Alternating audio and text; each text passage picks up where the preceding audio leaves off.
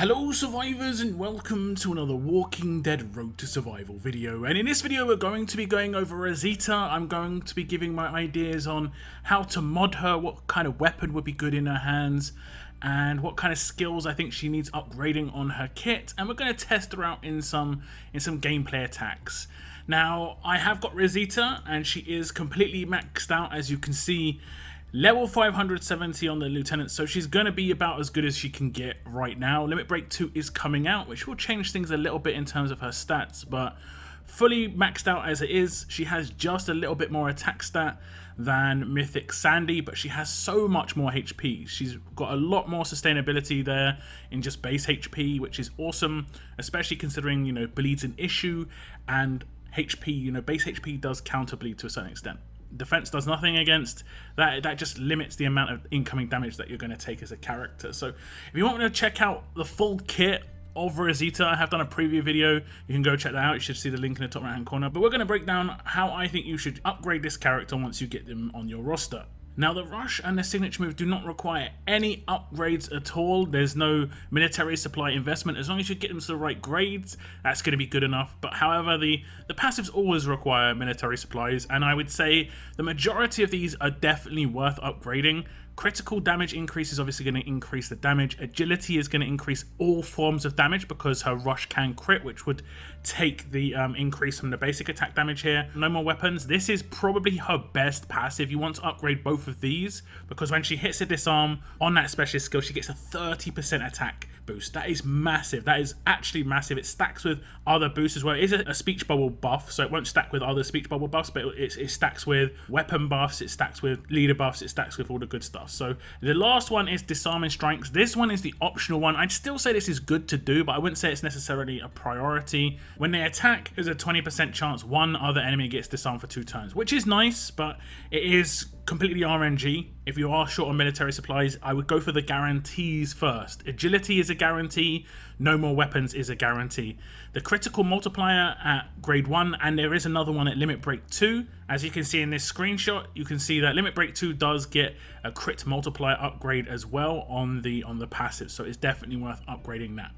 Also, just confirmation that on limit break 2, you can see that the signature move gets that -3 to cooldown and goes to 0 turn cooldown on a signature move. This is where I think a lot of Rosita power is going to be, and it's going to massively change how you approach the weapon long term. But before we talk about the weapon, we are going to talk about the mods, and I would say there's 2 main ways you can mod Rosita, and I would say the best way is generally going to be offensive to make her more of a damage dealer. However, you could potentially just make her more of a support character and have her just mainly have a bit heavier survivability. But I'm going to go for more of an offensive set, and we're going to go for crit set because all of her kit can crit. And I'm going to go for attack on crit set. So we're going to go with that in the top left hand corner. That's going to just obviously amplify her damage. And you can see her damage has jumped up to 31k nearly already. And that's a nice little 7k boost, which is really tasty. In the top right hand corner, it's completely up to you what attack versus you go with. I would say she doesn't actually need to double down on tough damage because her attack is so high.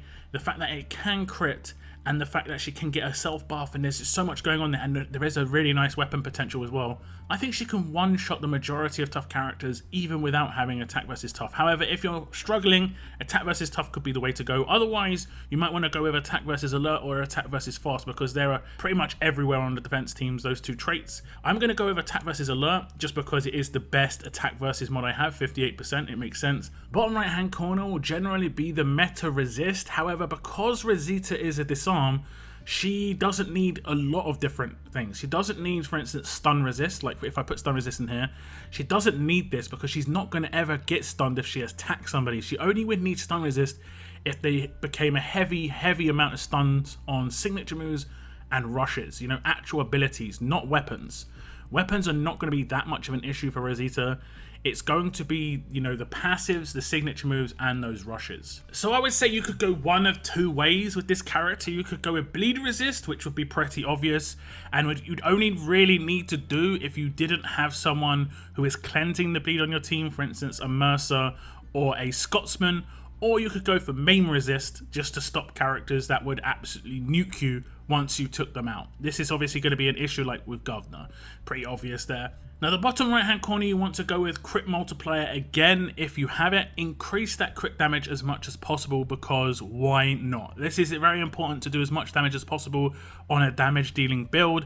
If you are wanting to make her more of a support character, you might want to go for AP drain here or something along those lines, just to have a little bit more control, because you're not relying on the damage, you're relying on kind of the bonuses within her kit.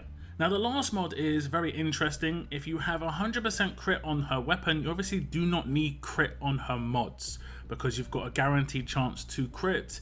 You would probably want to go with a HP mod here to buff her HP up even more, and you could probably get that up to 30,000, which would be very good for attack team, especially if you've got her comboed with certain characters like skins.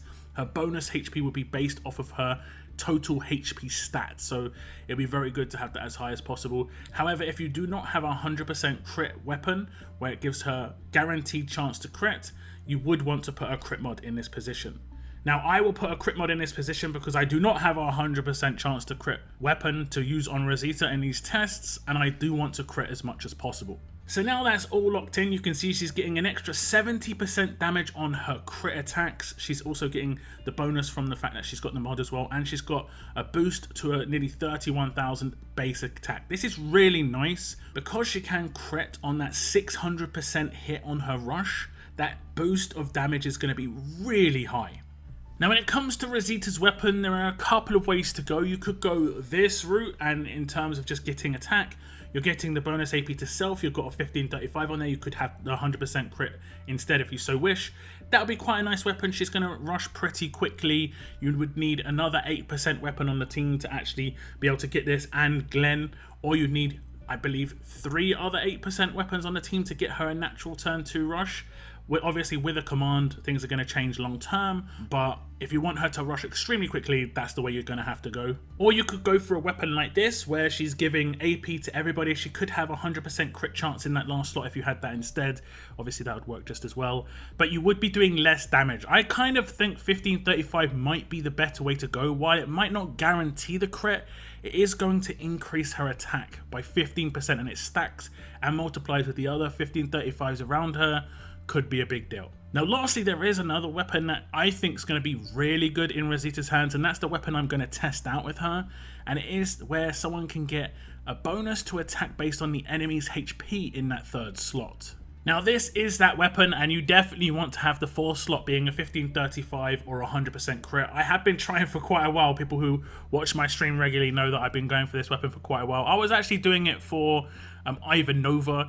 A character like Rosita would not need the huge bonus to AP on any of these weapons if she was limit break 2, so it is worth noting that she could potentially have crit in that slot if you didn't have the 100% crit on her weapon, or she could have HP to boost that HP up even further. If she had a mod and you had the 30% HP here, she'd get up to like, I reckon she'd get up to like 37,000 HP, which is actually really high for someone who's going to be doing quite a lot of damage. Now the reason I think this is quite a good weapon is because that 3rd slot should proc with her adrenaline rush, I think, because it's a plus 45% attack when attacking enemies of more than 50% HP, and because the attack can crit, I think it should be able to take the weapon effects with it, right? We're going to give it a test. So this is the team I'm going to test her out in. Quite a basic team. A lot of these characters are accessible right now or have been in the past. I just want to show you the damage that she can do as an individual. Now, as you can see, her attack stat is not super high. It definitely could get up to the 80k range, but I haven't got her surrounded by 1535s. I want to see the baseline first, and she hasn't got a 1535 in her own hands. Now the other characters I've taken Aiko lead and Michonne, and the reason I've done this is because Aiko gives a bonus to survivors, and Michonne is a survivor and Rosita is a survivor. They only get a 40 crit bonus, but that is actually pretty decent. If you don't have the 100% crit weapon, you have got a boost to your chance to crit, which is obviously really nice. Now the defense team I'm going to be using is going to be quite similar to a test video I did recently for Michonne 2000. If you haven't checked that out, pretty similar to this video, just checking out the capabilities of Michonne 2000. Now you will probably realize that the defense down is not going to work against this team with Zeke lead. However, I just think Rosita has a bit more longevity once another leader comes out that doesn't have the blockade in there, and it's maybe more specific to certain traits, let's say, I think that's where Rosita's going to shine. I think obviously the defense down is nice, and the fact that it's not going to work here isn't great, but I just want to show you her single target damage potential, and I'm going to try and not attack Frost with anybody else and see if she can take him out, because if she can do that when he's got 40,000 HP and 50,000 defense, she's going to be able to do that against any tough character. Uncle Sam, Cliff, anybody, it doesn't matter. So I'm just going to start my turn, and as you can see, we are coming up against the Zachary, so that's what the Scotsman is there for. And now I have to decide where I'm going to attack. The thing with Rosita is she is a disarm, so she can attack anybody freely without too much of an issue, except characters like Zachary, because he has control on his passives. That is a small counter in there. Most characters have between 20 and 40% control on their passives if they have it at all. We're going to attack somebody and see how much damage we can do. We'll attack Governor here, and the reason we're going to do Governor is because we have got the attack versus. You can see the blue up arrow is the attack versus on the mods. I'm going to use the signature move. Let's see if we can hit a crit. We're going to get that 45% attack bonus, and you can see the damage output is actually pretty heavy. I'm going to follow up, and we're going to get the decap. Let's see if we can just get a Guardian Shield up just to get a bit of protection on a couple of characters. We are going to have the nuke come in of Governor as it is, but he is taken out, and now we have the rush of Rosita up, and this is the test. He has got 50k defense, 40k HP. Can she one-shot him? He's got a 30% defense boost as well. Can she take him out? Oh my god. Oh my god, that weapon, the fact it can crit, she is annihilating any tough character. 100k damage against 50k defense with a 30% defense boost and 40k HP. Oh wow. She can one-shot pretty much anyone. Now, obviously, the big downside is what I said before. There is no defense down on these leftover characters. This is a big issue. Big issue. I'm going to try and stun somebody. I'm going to stun this guy because we have not got a window. Did he get stunned? Oh, he must have resisted. Let's just try and see if we can get through him. What does Michonne's crits do? 27k. Michonne only does 27k on her crits. That's crazy, right? Michonne does 27k on her crits. Oh my god. Oh my goody gosh. Oh my goody gosh. The reflective of Mercer is pretty brutal. This was just a basic test. I just wanted to see the damage, and oh my god. She's got such potential. It's crazy. It's crazy. They do need to put together a bit of a better team though. So if we come into an attack again, and I've got to cleanse that bleed as usual, this time around I'm going to attack Frost, and if she crits, she should disarm him, but she could potentially do a massive amount of damage against him anyway, just because he's not got any boosts, and she's doing trait damage. Let's have a little look. She is going to hit the crit, and she, oh my god, she nearly one-shot him with her signature move. It's because of that weapon. And I think if I had a 1535 on there, I'd be one-shotting him. With 50k defense and 40k HP, it's crazy. I can follow up with the decap, which is nice. The downside now is the fact that I don't have a window. This is her. I did say this in my preview video where her damage is so high, this could actually be problematic to a certain extent. We can take pretty much any of these characters out. I'm gonna try and take out Zeke. Oh my god, we do 70k. She's just a nuke. I was seeing people tell me in my video she's not that good, she's not going to do that much damage, and I was just like, I'm pretty sure, guys, I'm pretty sure she's going to be crazy. She's going to be crazy. So what I'm going to do now is I'm actually not going to rush, and this is because I need to control Governor before I do, and once I rush, it should be like pretty decent against all of these characters. 1, 2, the reflect here. Well, that Mercer is a problem. Mercer is a problem. Oh no, he's rushed too, but we didn't get the absorb. These defense teams are just so offensive, it's nuts. So yeah, I think Rosita obviously is going to be a crazy damage dealer. I would 100% recommend that special third slot regardless of what other upgrades you go with. If you want to do damage, you have to go with that slot. You saw the first turn signature move was hitting for 40k on a crit against someone with nearly 100k defensive stats. That is next level. Crazy. And she didn't even have a 1535 on that weapon. I've got to get that weapon sorted now. I have to get that weapon sorted. Now, there's obvious problems with teams. We all know what the obvious problems with these attack teams are right now. Survivability of your attack teams, it's really hard to survive with 5 characters alive. It's as simple as that. We do need more support characters to keep these characters up, but that isn't the role of Rosita. She's not that character, so you can't look down upon her as a character because she's not doing that. She is a damage dealer / support character, and she is doing crazy damage, 100%. I have got no problems with the damage output that she's doing, and she could definitely take up a damage dealer role on an attack team while still having the disarm specialist skill, which is actually really good.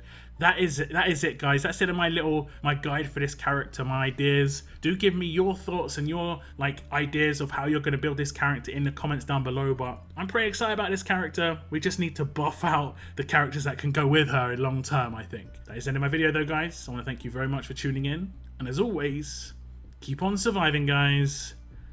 Keep on surviving.